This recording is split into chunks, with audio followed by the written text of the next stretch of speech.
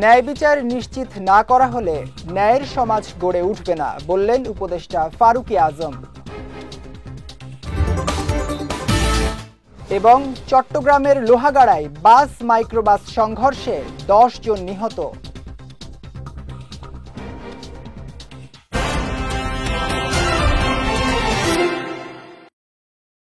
আসসালামু আলাইকুম। চট্টগ্রাম সংবাদে আমন্ত্রণ জানাচ্ছি আমি জাওয়াদ অন্তু। শুনছিলেন শিরোনাম, এবারে বিস্তারিত।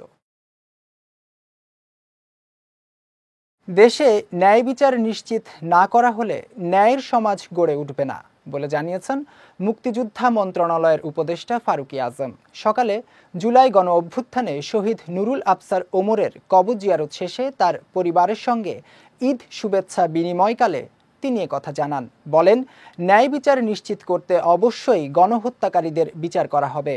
কবর জিয়ারতকালে চট্টগ্রামের জেলা প্রশাসক ফরিদা খানম, উপজেলা নির্বাহী কর্মকর্তা মুহাম্মদ রহমতুল্লাহ, বোয়ালখালী থানার ভারপ্রাপ্ত কর্মকর্তা মোহাম্মদ গোলাম সরোয়ার সহ অনেকে উপস্থিত ছিলেন। চট্টগ্রাম কক্সবাজার মহাসড়কের লোহাগাড়া এলাকায় বাস মাইক্রোবাসের সংঘর্ষে 2 শিশুসহ 10 জন নিহত হয়েছেন। এ দুর্ঘটনায় আহত হয়েছেন আরও 5 জন।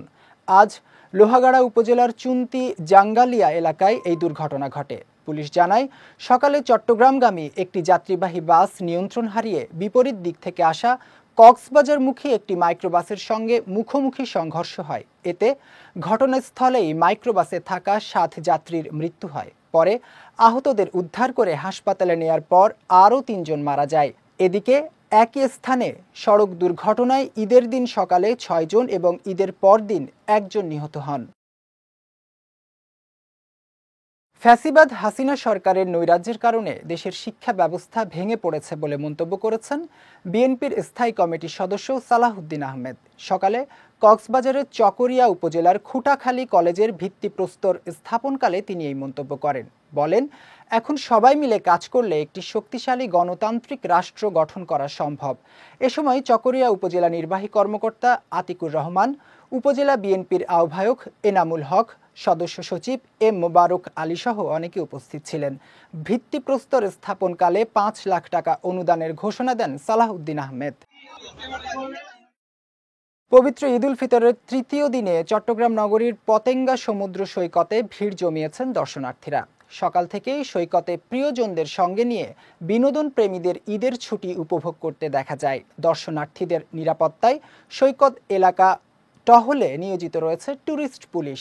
এছাড়া চট্টগ্রাম চিড়িয়াখানা, Foy's Lake amusement park, Panchlaish জাতিসংঘ park, Patenga butterfly park, Parki সমুদ্র সৈকত, ওয়াটার পার্ক, সি ওয়ার্ল্ড সহ অন্যান্য বিনোদন কেন্দ্রেও ছিল দর্শনার্থীদের উপচে পড়া ভিড়। ঈদের লম্বা ছুটিতে চট্টগ্রাম মহানগর এখন যান্ত্রিক কোলাহলমুক্ত। সড়কে নেই গাড়ির চাপ। শহুরে জীবন কাটানো কর্মজীবীরা পরিবার পরিজন নিয়ে কাটাচ্ছেন ঈদের ছুটি। তাই চট্টগ্রাম মহানগর যেন খানিকটা জিরিয়ে নিচ্ছে। সকালে নগরীর চকবাজার, আন্দরকিল্লা, জামাল খান, কাজীর দেউড়ি, লালখান বাজার সহ বিভিন্ন এলাকা ঘুরে এমন চিত্র দেখা গেছে। তবে হাসপাতাল, আইন শৃঙ্খলা বাহিনী এবং গণমাধ্যম কর্মী সহ জরুরি সেবা সংস্থায় কর্মরতরা তাদের দায়িত্ব পালন করে যাচ্ছেন। চট্টগ্রাম নগরীতে জোড়া খুনের ঘটনায় শীর্ষ সন্ত্রাসী ছোট সাজ্জাদ ও তার স্ত্রীসহ 7 জনকে আসামি করে মামলা করা হয়েছে। গতকাল নগরীর বাকুলিয়া থানায় নিহত বখতিয়ার উদ্দিন মানিকের মা ফিরোজা বেগম বাদী হয়ে এই মামলা দায়ের করেন। বিষয়টি নিশ্চিত করে বাকুলিয়া থানার ভারপ্রাপ্ত কর্মকর্তা ইখতিয়ার উদ্দিন জানান, গত 30 মার্চ নগরীর বাকুলিয়া থানার রাজাখালী এলাকা থেকে একাধিক মোটরসাইকেল নিয়ে সন্ত্রাসীরা একটি প্রাইভেট কারকে লক্ষ্য করে গুলি ছুড়লে বখতিয়ার হোসেন মানিক ও মোহাম্মদ আবদুল্লাহ নামে 2 জন নিহত হন। ছোট সাজ্জাদ ও তার স্ত্রীর পরিকল্পনা অনুসারে আসামিরা তাদেরকে গুলি করে হত্যা করেছে বলেও জানিয়েছে পুলিশের এই কর্মকর্তা। এর আগে গত 15 মার্চ ঢাকা থেকে ছোট সাজ্জাদকে গ্রেফতার করে পুলিশ। চট্টগ্রামের মিরসরাইয়ে মোটরসাইকেল দুর্ঘটনায় এক ব্যবসায়ী নিহত হয়েছেন। গতকাল রাতে জোরারগঞ্জ বাজারের ঢাকা চট্টগ্রাম পুরাতন মহাসড়কের হাজিরসরাই এলাকায় এই দুর্ঘটনা ঘটে।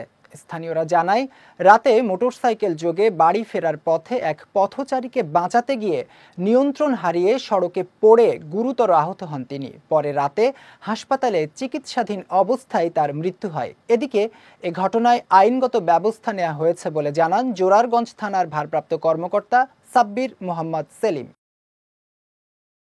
চট্টগ্রামের রাউজানে জমি নিয়ে বিরোধের জেরে পরিবারের সদস্যদের অস্ত্রের আঘাতে নুরুল আলম বকুল নামে এক প্রকৌশলী নিহত হয়েছেন।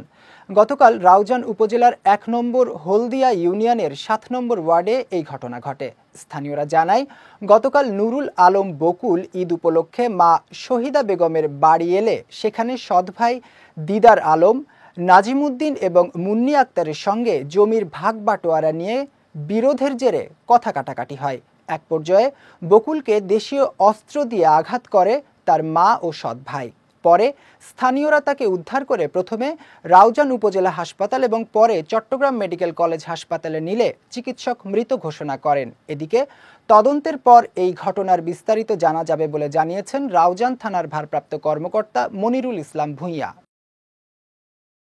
কেউ রাষ্ট্রের যত বড় কর্তাই হোক না কেন, তাকে জনগণের কাছে জবাবদিহিতা করতে হবে বলে জানিয়েছেন বিএনপির স্থায়ী কমিটির সদস্য সালাহ উদ্দিন আহমেদ। গতকাল বিকেলে পেকুয়া মডেল সরকারি জিএমসি ইনস্টিটিউশন অ্যালামনাই অ্যাসোসিয়েশনের ঈদ পুনর্মিলনী অনুষ্ঠানে প্রধান অতিথির বক্তব্যে তিনি কথা জানান। বলেন, এটাই ছিল জুলাই গণ অভ্যুত্থানের আকাঙ্ক্ষা। এ সময় একজন ভালো শিক্ষকই সৎ ও আদর্শবান জাতি গড়ে তুলতে পারে বলেও মন্তব্য করেন তিনি। চট্টগ্রাম শিক্ষা বোর্ডের সাবেক সচিব আমিরুল মুস্তফার সভাপতিত্বে ঈদ পুনর্মিলনী ও আলোচনা সভায় অ্যালামনাই অ্যাসোসিয়েশনের সিনিয়র সহসভাপতি সাব্বির ইকবাল সুমন, পেকুয়া উপজেলা নির্বাহী কর্মকর্তা মুহাম্মদ মইনুল হোসেন চৌধুরী, পেকুয়া জিএমসি ইনস্টিটিউশনের সাবেক প্রধান শিক্ষক এএমএম শাহজাহান সহ অন্যান্যরা বক্তব্য রাখেন। সব ভয়ভীতি ও লোভ লালসার ঊর্ধ্বে উঠে সাংবাদিকদের সত্য তুলে ধরার আহ্বান জানিয়েছেন ফেডারেল সাংবাদিক ইউনিয়নের মহাসচিব কাদের গনি চৌধুরী।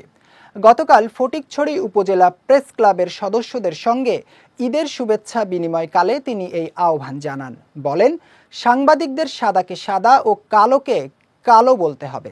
এ সময় ফটিকছড়ি উপজেলা প্রেস ক্লাবের সভাপতি আহমদ আলী চৌধুরী, সাধারণ সম্পাদক সোলাইমান আকাশ, লেলাং ইউনিয়ন পরিষদের প্যানেল চেয়ারম্যান সারোয়ার হোসেন সহ অনেকে উপস্থিত ছিলেন।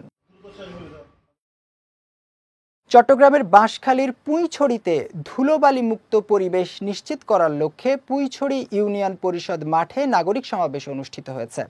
গতকাল আয়োজিত এই সম্মেলনে বাঁশখালী আইনজীবী সমিতির সভাপতি মনিরুল আলম চৌধুরী, এনসিপির কেন্দ্রীয় কমিটির যুগ্ম সচিব মীর আরশাদুল হক সহ অনেকে বক্তব্য রাখেন। এ সময় বক্তারা আইন শৃঙ্খলা রক্ষা, ভূমিদস্যু, বালুখেকো, অবৈধ স্থাপনা সহ বিভিন্ন অপরাধ বিষয়ে সচেতনতামূলক কথা বলেন। চট্টগ্রাম সংবাদ শেষ করার আগে শিরোনামগুলো দেখে নিচ্ছি আরও একবার।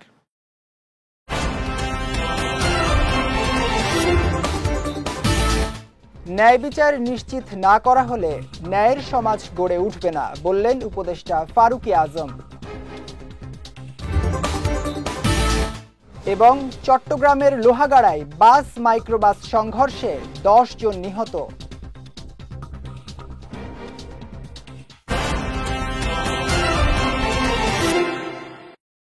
চট্টগ্রাম সংবাদ শেষে আজকের মতো আমি জাওয়াদ অন্তু আপনাদের কাছ থেকে বিদায় নিচ্ছি। রাত 9টায় আমাদের পরবর্তী বিজয় রাতের সংবাদ দেখার আমন্ত্রণ রইল। এছাড়াও আজকের চট্টগ্রাম সংবাদের ভিডিও দেখতে পারেন আমাদের ইউটিউব এবং ফেসবুক পেজে। আমাদের ইউটিউব হলো youtube.com/BJTV অফিসিয়াল এবং আমাদের ফেসবুক পেজ হলো facebook.com/BJTV লিমিটেড। এতক্ষণ সঙ্গে থাকার জন্য ধন্যবাদ সবাইকে।